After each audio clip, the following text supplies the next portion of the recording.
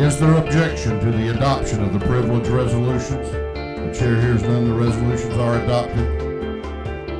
Chair recognizes to introduce the doctor of the day, Representative Beverly. Representative Beverly.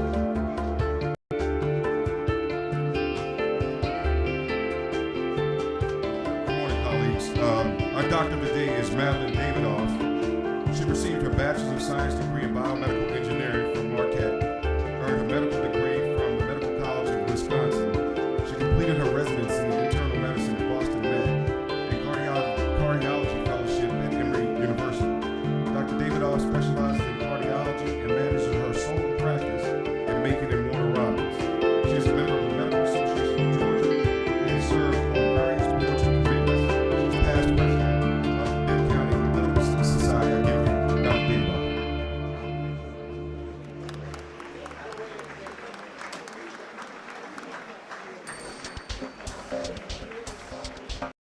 Thank you so very much. It's a pleasure to come up here and give some service back to you guys. We really appreciate all the work.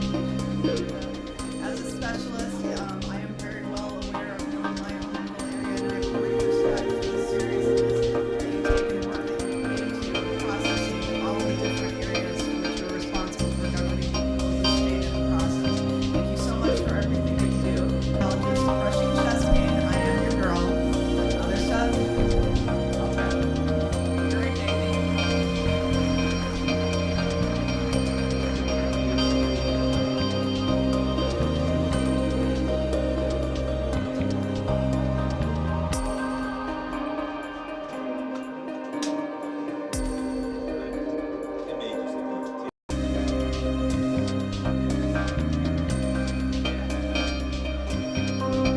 Chair recognizes for an announcement Representative Flood, Representative Virgil Flood.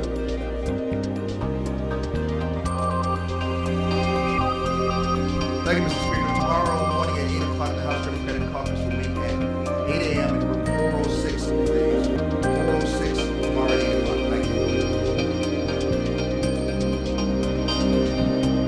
Chair recognizes for an announcement Representative Shaw, Representative Jason Shaw.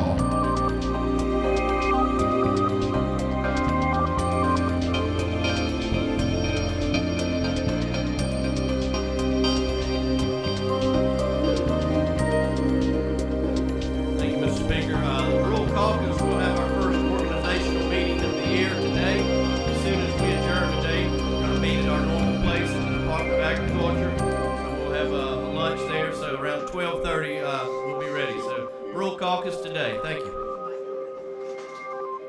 Okay, here's why we have been on a fast pace. Today is Representative Pam Dickerson's birthday. Let's wish her a happy birthday.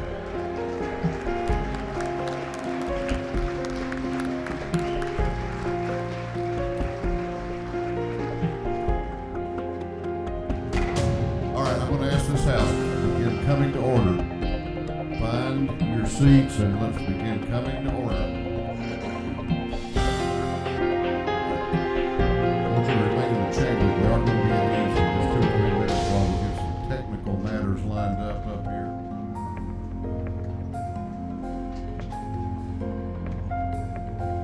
Thank you all for your cooperation. We have completed the business of the House.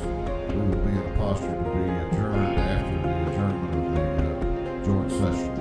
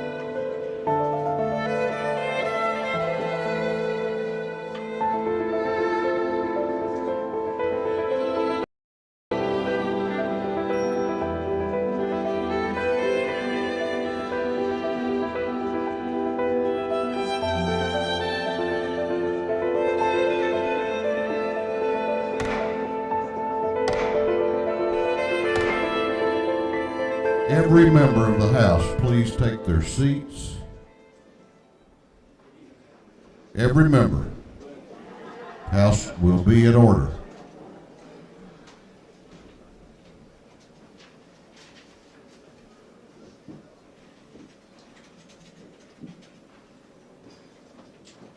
Mr. Doorkeeper.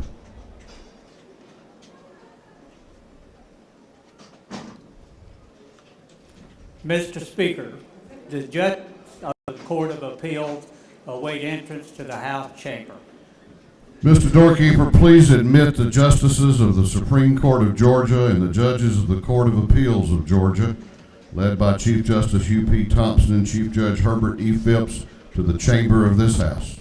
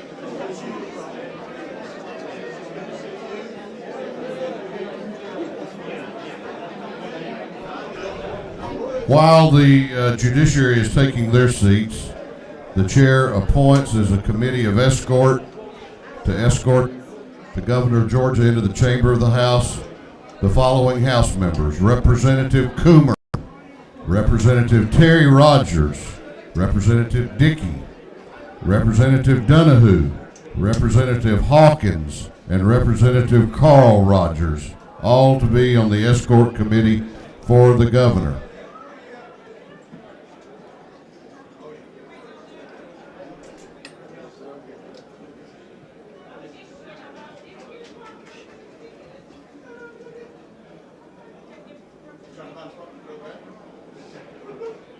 Hey man, just going, just checking make sure everything's going all right.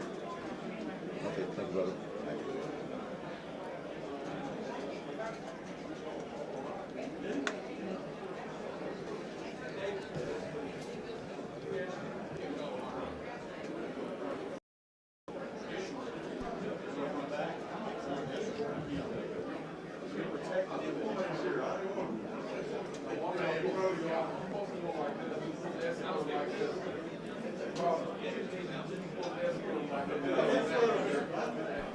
Mr. Doorkeeper.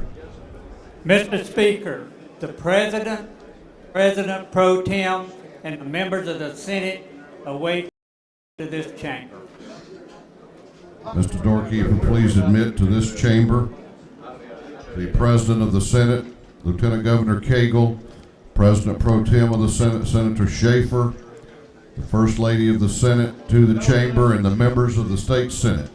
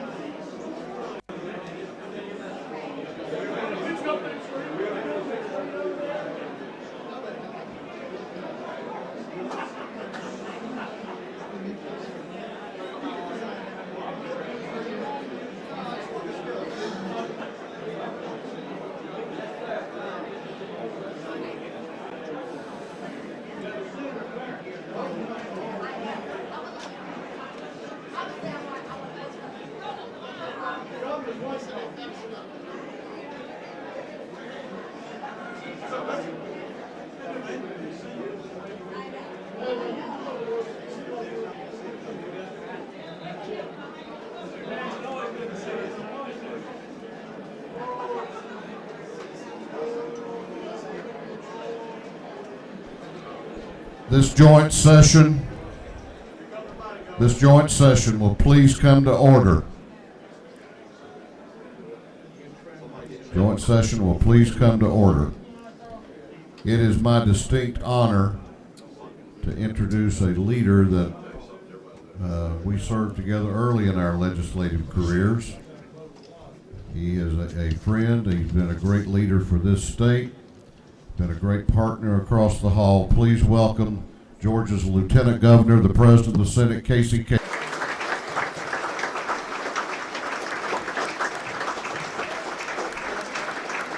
Thank you all very, very much. Thank you very, very much. Thank you. Mr. Sergeant at Arms.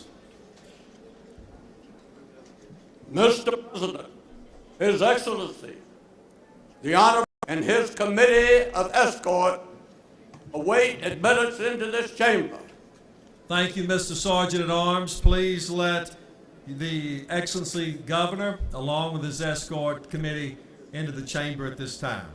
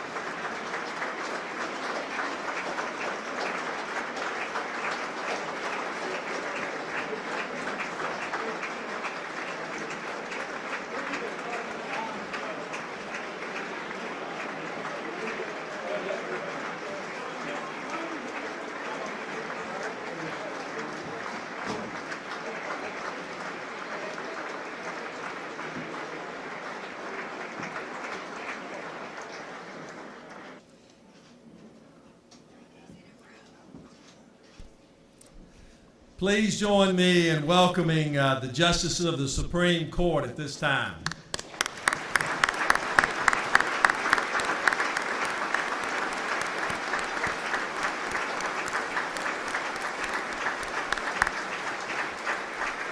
Also, the Justices, or the Judges of the Court of Appeals as well. Glad to have you.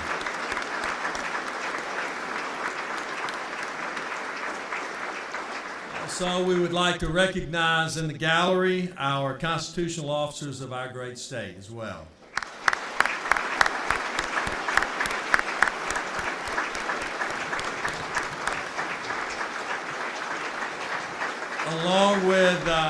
Along with the Consulate's Corps as well.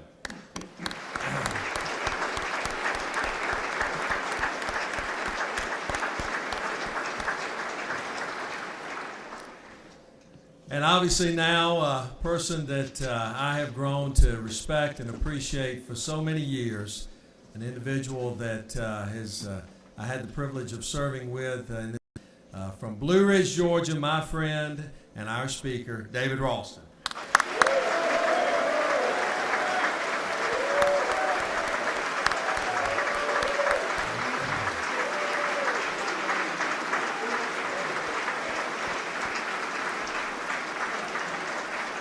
Also, please join me in welcoming our Speaker Pro Tem.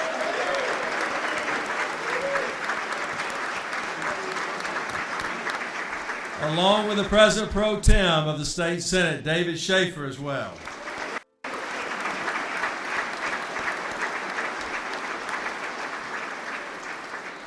And in the gallery, I'm very honored and pleased to have the First Lady of the State Senate as well.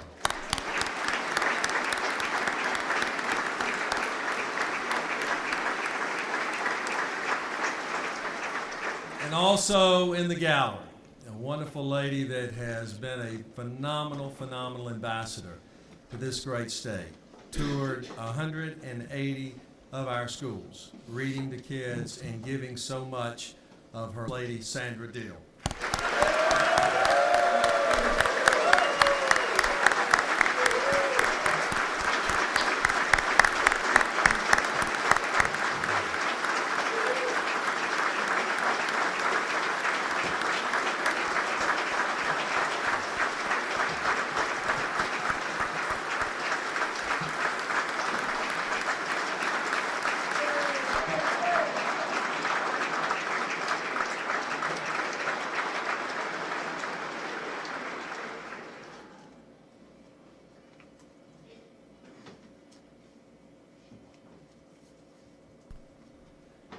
And now it is obviously a great honor for me to recognize our governor in so many capacities, not only in the Army, but also as a prosecutor, along with a judge. His obviously most important time was when he served in the state Senate as the President Pro Tem, but also as a United States Congressman. He is now our 82nd governor of this great state. Well, that has not only allowed Georgia to be the #1 place to do business in, but he has been steadfast in his commitment to ensure that jobs are strong and that Georgia is strong. He has championed not only the criminal justice reform measures, but he has gone beyond that to make sure that futures are bright with his educational reform measures as well. He is an individual that works tirelessly, served our state with great dignity and with the kind of ethics and strong leadership that all of us enjoy. He is a person that is a native son of our great state, was born in Sandersville to two school teachers, a person who I am very proud to have known him for all the years that I have, but most important, him a friend, but also a great governor. Please join me in welcoming the 82nd governor of the state of Georgia, Nathan Deal.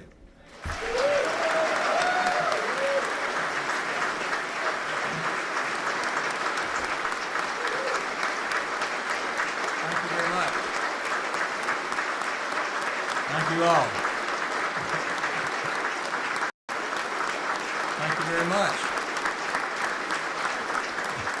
Thank you. Thank you. Oh my goodness. I'm not very good.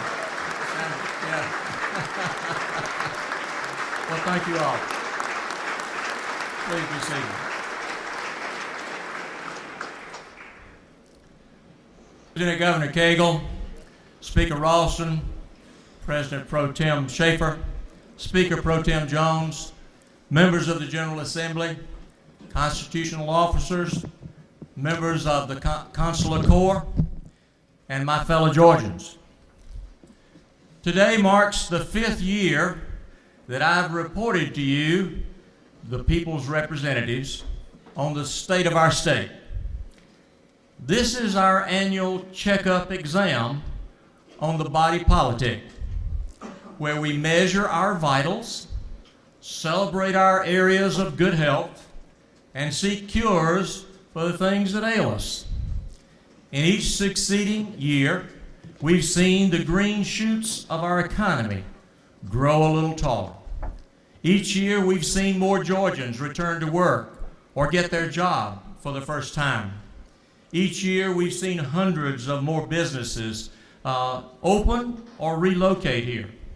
Each year, steady revenue growth has allowed us to slowly mend the ravages wrought by the Great Recession. Now our economy is seeing positive growth, with thousands of new jobs added every month. We're seeing the telltale signs of cranes and bulldozers humming on newly cleared land. We're seeing home values recover, and Georgia families begin to rebuild their savings. And Georgia has been named the #1 place in the nation in which to do business by several major rating agencies, and has repeated that designation by one of them already. In short, I'm here to report to you that the state of our state is strong and growing stronger every day.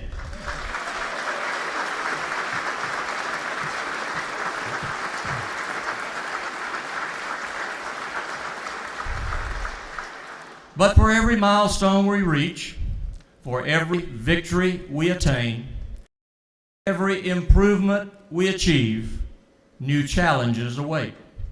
Certainly there are those who focus only on the negative, zeroed in on areas where we should do better. They downplay any progress as not good enough.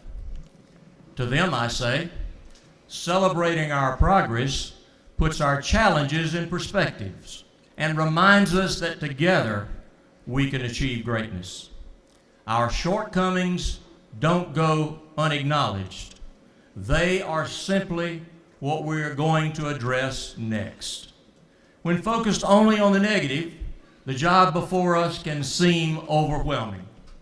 Those feelings are not new to our generation.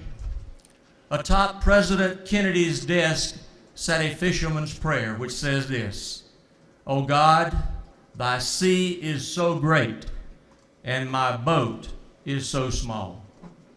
When confronting the challenges of 10 million people, challenges that can appear insurmountable, it's easy to feel that the tools that we have been given aren't up to the task. When it comes to our constituents' needs in education, healthcare, transportation, and public safety, the sea seems so great and our boat so small.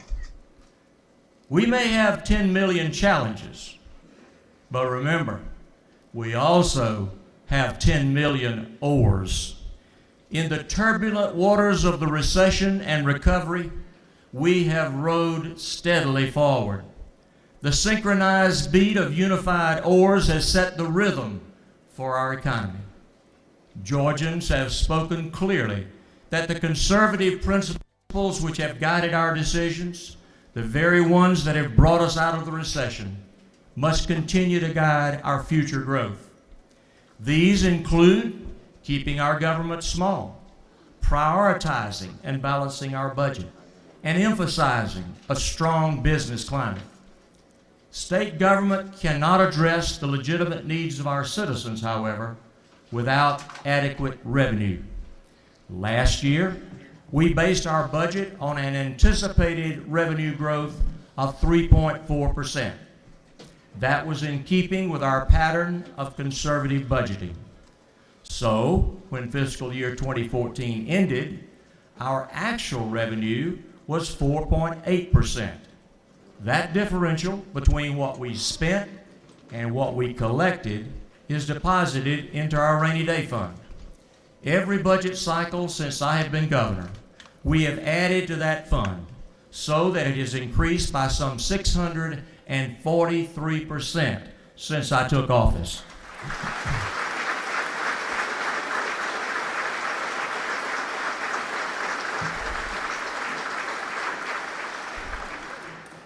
Annual revenue growth, coupled with conservative spending and a growing rainy day fund, are positive evidence that Georgia is better today than it was this time last year. Since I took office, over 319,000 new private sector jobs have been created in Georgia, with nearly 93,000 of those coming in the past 12 months. The announcement last week that Mercedes-Benz USA is moving its North American headquarters to Georgia is further evidence that our state will continue to be a leader in job creation.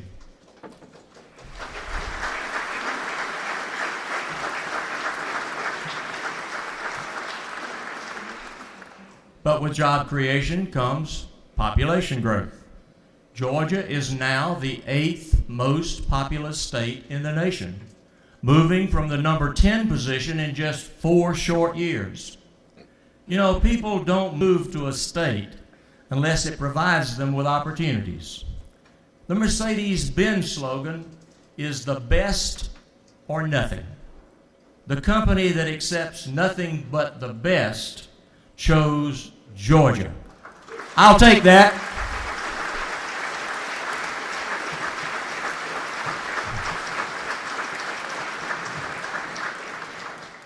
And in the near future, Porsche North America will open their headquarters near the Atlanta airport. But let's not forget our first major automotive manufacturer in modern times, Kia, which employs some 3,000 Georgians and whose supplier base continues to expand in our state. Kia's example told the world that we have the quality workforce and the business environment needed to thrive in the automotive industry. Key officials remind me often that their West Point, Georgia plant produces the highest quality vehicle in their worldwide chain.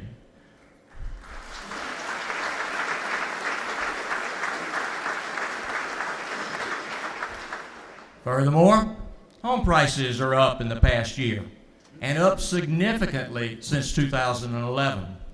An example of the resurgence of this sector and the confidence in the market. Construction, continue to rebound. And as Georgians experience growth in their incomes, this leaves more money for the types of things our fellow citizens want to be doing, rather than just the essentials. Virtually every reliable indicator points to one thing: a growing economy. And to those of you who have been paying attention, that the unemployment rate, the prodigal son of indicators, is even falling back in line.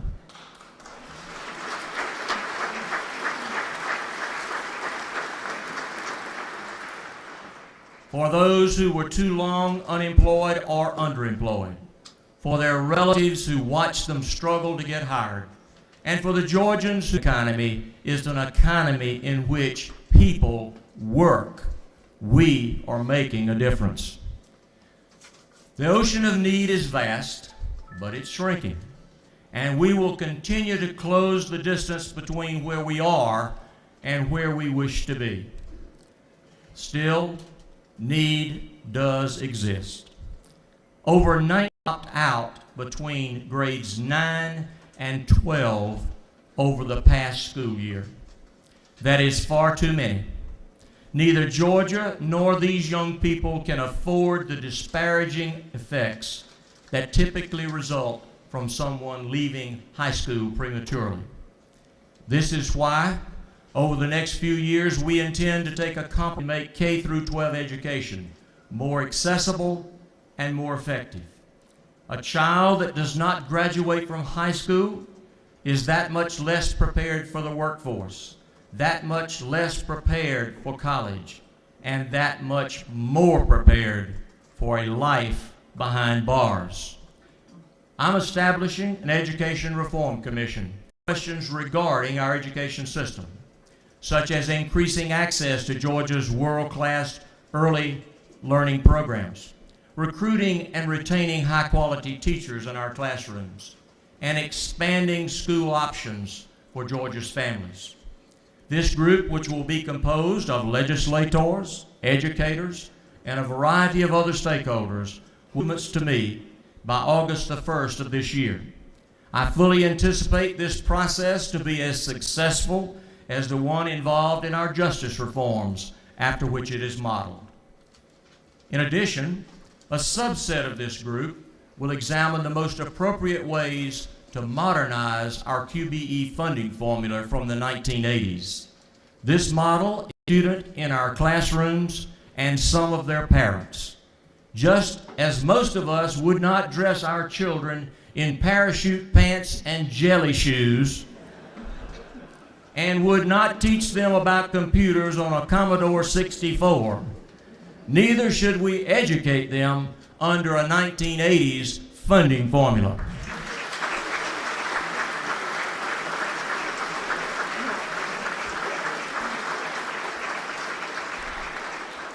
Our students are now using iPads and Androids. Why tie them to a desk when technology can take them to the moon and back? This undertaking will require detailed work. My vision is to create a formula driven by provides local schools and district leaders with real control and flexibility. It is our hope that funding changes based on the Commission's recommendations will go into effect as early as the 2016-2017 school year. While we must certainly address the outdated funding formula, education still remains a top priority. This year's budget, coupled with my proposal for next year's budget, represents an infusion of over $1 billion additional dollars for K through 12 education.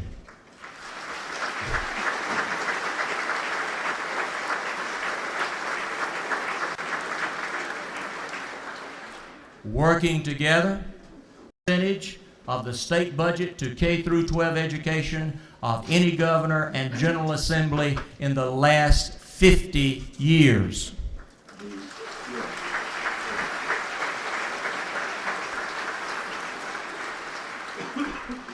Now the focus is on turning those dollars into academic progress. I look forward to working all. However, no matter how well we fund education, the fact of the matter is that far too many students are trapped in a failing Georgia school. Roughly 23% of schools have received either a D or an F, which constitutes a failing grade for the past 3 years. When the system fails, our children have little chance of succeeding. New options can enrich lives, brighten futures, and rekindle hope. 3 years ago, the legislators here called for, and the voters of this state overwhelmingly approved the charter school amendment. I have good news. It's making a positive difference. I am asking you to continue the trend of restoring hope and opportunity to areas of our state that could use a helping hand. I am proposing a constitutional amendment to establish an opportunity school district. It would authorize the state to step in and help rejuvenate failing public schools and rescue children. This model has already been successfully used in other states. My office has been in contact with a student from New Orleans who tells us that he could not read until he was 12 years old. Now, because of the Recovery School District in New Orleans, Troy Simon is going to Bard College in New York, where he intends to earn a degree in American literature. His life has changed. Pure irony that a young man who could not read at all may one day teach others to read and read well. Let's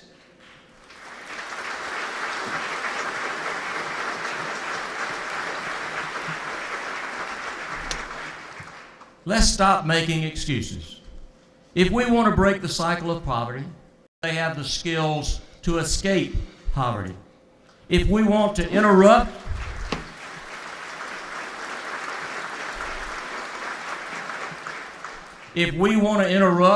the cycle of dysfunctional families, let's educate the children in those homes so that their families of the future will return to normalcy.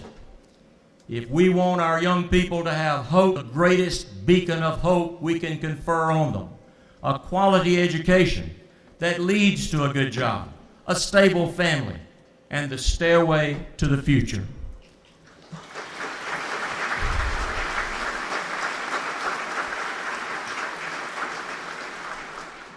There will be those who will argue that the problem of failing schools can be solved by spending more.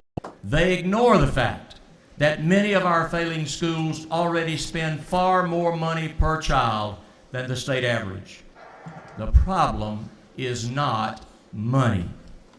More money without fundamental changes in the delivery system will not alter the results. It will only make the state and local taxpayers greater in chronic failure.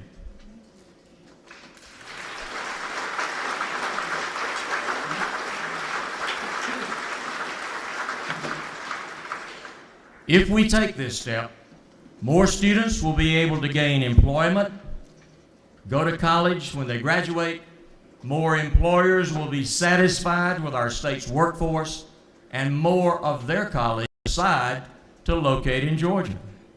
Above all, students and parents will relinquish the burden of having nowhere to go to get a proper education, something no family should have to experience in the first place.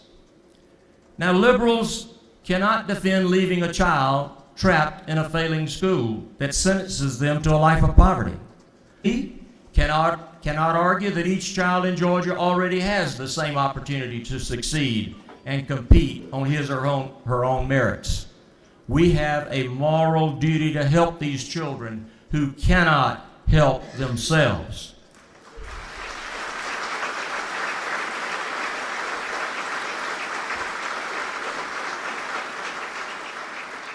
Great, and the boat is small, but the boat must not have first and second class seating.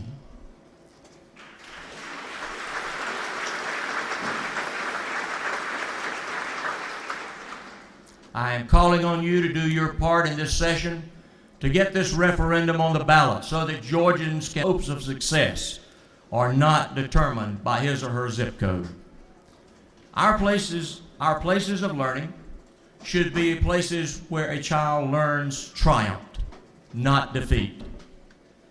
We have experienced triumphs in our criminal justice system where we have tamed some rough seas, working with those of you and here and those throughout our state, safety and nurtured second chances. We have combined taxpayer savings with personal salvation. In return, our reforms are closing that revolving door that has led too many Georgians back into our prison system. Crime may not pay, but stopping it does.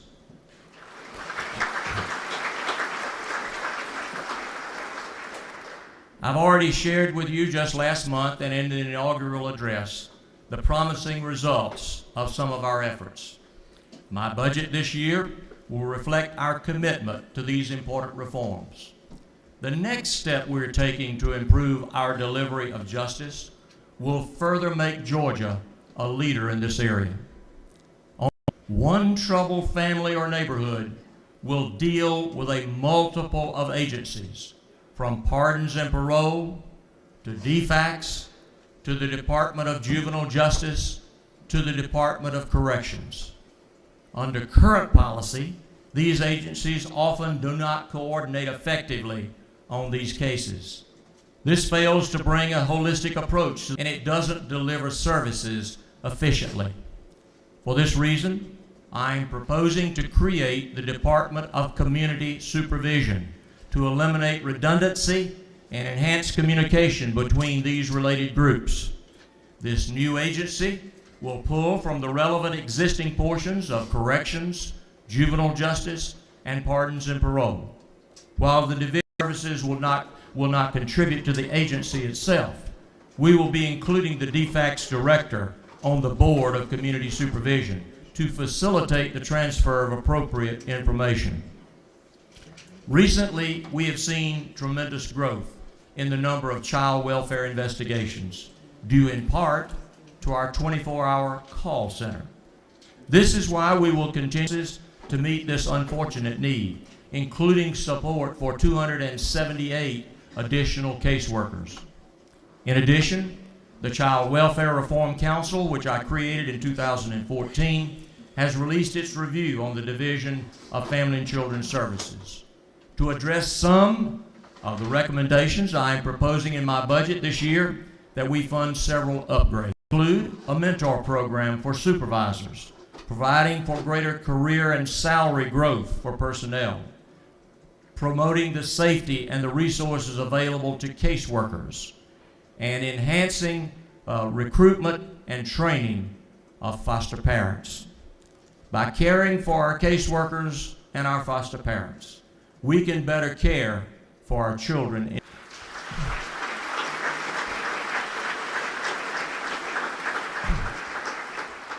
I am happy to say that the Council will continue its work into the upcoming year. One of our most vulnerable populations is our children who are suffering from seizures. Last year, I set in motion trials at our state medical school to test the possibility of to treat severe seizures of these young people in a safe and non-intoxicating way. Those trials involving Georgia children have already begun and will continue to expand.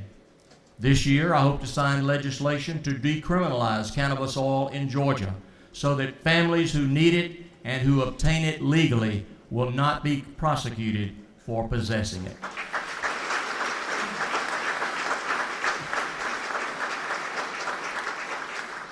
But let me be clear.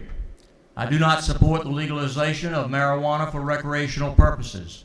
We're focused narrowly on an oil that contains fractional amounts of THC, the chemical in marijuana that intoxicates a user.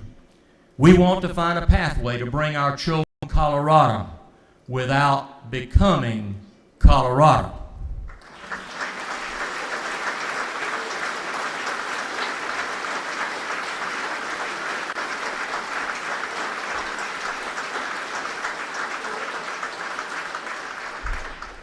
We still face the significant and more complicated issue of access.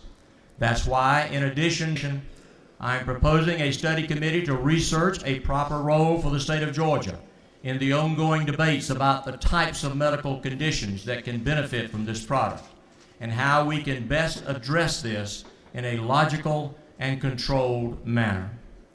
I know for many families, time is of the essence. I want us to answer the question of access as quickly as we can while going through the proper steps to ensure safety and compliance with federal laws. There is broad agreement that we must do something, and we can do something. Let us also agree that we must do it right.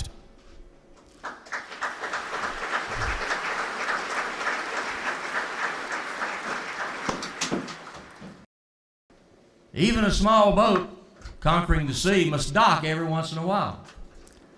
We must therefore ensure that our network of bridges, roads, and other vital infrastructure are well maintained and that the increasing transportation needs of our population are met. So let me present to you our options. Since only 3 regions in the state invested in Plan A, a regional 1% sales tax for designated infrastructure projects. We're reprioritizing funding and a focus on the most essential projects that will target our most congested areas. For example, we're constructing new capacity express lanes along long stretches of I-75 and 575. We are also extending the managed lanes. We're making further progress in the form of our I-285 Georgia 400 interchange, which will ease congestion for hundreds of thousands of travelers every day. But let us not forget those things we've already accomplished, including the removal of the tolls on Georgia 400, the opening of the I-85 Georgia 400 connector ramps, which many in our state are already using, and of course, we continue to construct the Jimmy DeLoach Parkway extension, the Fall Line Freeway, and other road improvements connecting our South Georgia cities. At the same time, another important project, other projects lack funding that are necessary to proceed. Let's bring us to our next option, Plan C, a transportation plan to which this General Assembly and I can agree that would address the ongoing needs of maintenance and repair, as well as freight corridor and other transportation improvements. I believe this is something that can and should be accomplished. A need does exist. The excise tax, which is a per gallon flat fee, has remained the same since 1971. That's 44 years. In that time, the fuel efficiency for the average vehicle has almost doubled, which means that the amount of excise tax collected for each mile driven has roughly been cut in half. And the federal government has mandated new standards that would again double the miles per gallon for the average vehicle over the next 10 years, meaning that the amount of excise tax collected for every mile traveled will continue to shrink every year. And that doesn't even count for inflation. In 2014 dollars, we collected approximately 17% less in state motor fuel funds per capita for transportation than we did a quarter of a century ago, in part because of greater fuel efficiency. At the same time, we now have millions of more people traveling on our roads. According to industry experts, simply maintaining what we currently have to our roadways requires a minimum of hundreds of millions of dollars in new revenue each year. Some industry experts even suggest it's more than $1 billion a year. Over the years, we to meet that need. Without this proposed Plan C, a new strategy for transportation investment, we will be forced to go to Plan D, which is to do nothing. If that is our plan, then our roads will simply slip into disrepair, the safety of our citizens will be jeopardized, and our economy will be stagnated by increased congestion. For me, that is unacceptable. We are currently operating at a rate that requires over 50 years to resurface every state road in Georgia. So, if your road is paved when you graduate from high school, by the time it is paved again, you will be eligible for Social Security. We must increase the percentage of roads being resurfaced annually. With only current funding levels, new capital projects will have to wait as we tend to our existing transportation.